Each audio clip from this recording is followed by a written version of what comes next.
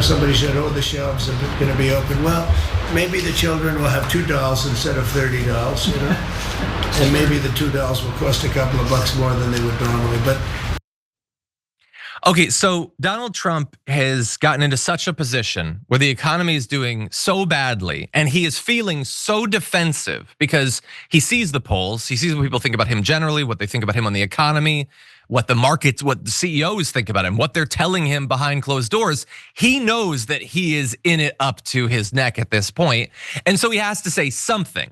Now, what he is saying very rarely, I would think in a rational world, does him any good when he says that the Q2 numbers are apparently gonna be really bad, so you should blame them on Biden. Not good news for the future. But that right there, is that the worst response to a crisis I think that we have ever heard?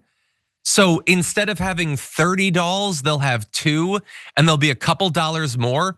First of all, if they're just a couple dollars more, why are you buying so many fewer? That doesn't make sense. Also, who has $30?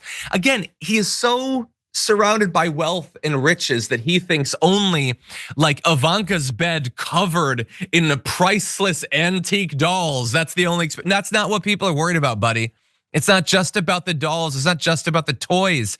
We need to eat food. We need to pay our rent. We need to pay for our cars. Those are not dolls, okay? And you can't go down from 30 cars to 2. You might have to go from 1 to 0, which is fairly significant. By the way, Donald Trump is a guy who has been talking to cameras nonstop for 40 years at this point. He shouldn't need lessons from me, a jackass on YouTube or whatever.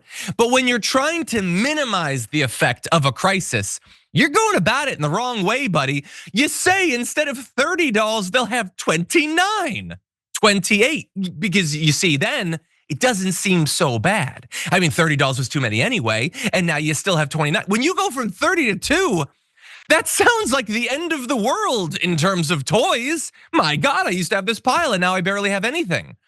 And again, it's just, he does not know how to show empathy. He doesn't and will never take responsibility. Both of those things are things that can help politicians in times of crisis.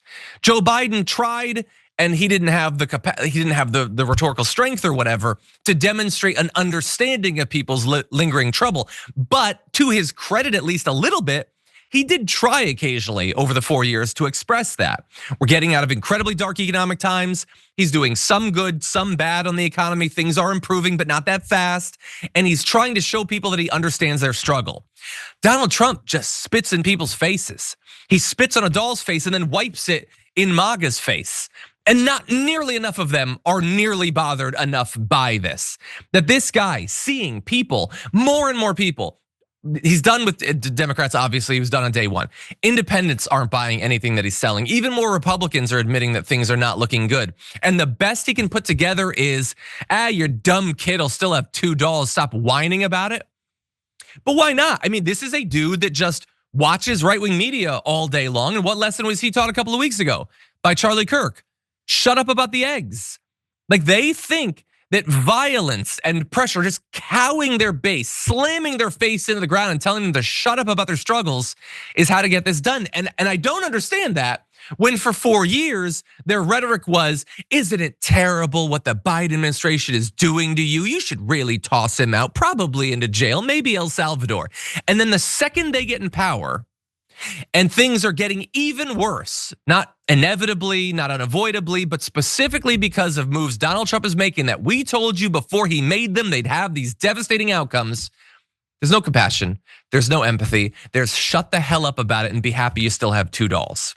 Okay, well, we will see how that message plays in the midterms. And I hope that the Democratic consultants, who are probably gonna be getting paid hundreds of millions of dollars, are saving clips like this to put into ads because it is gonna be pretty powerful.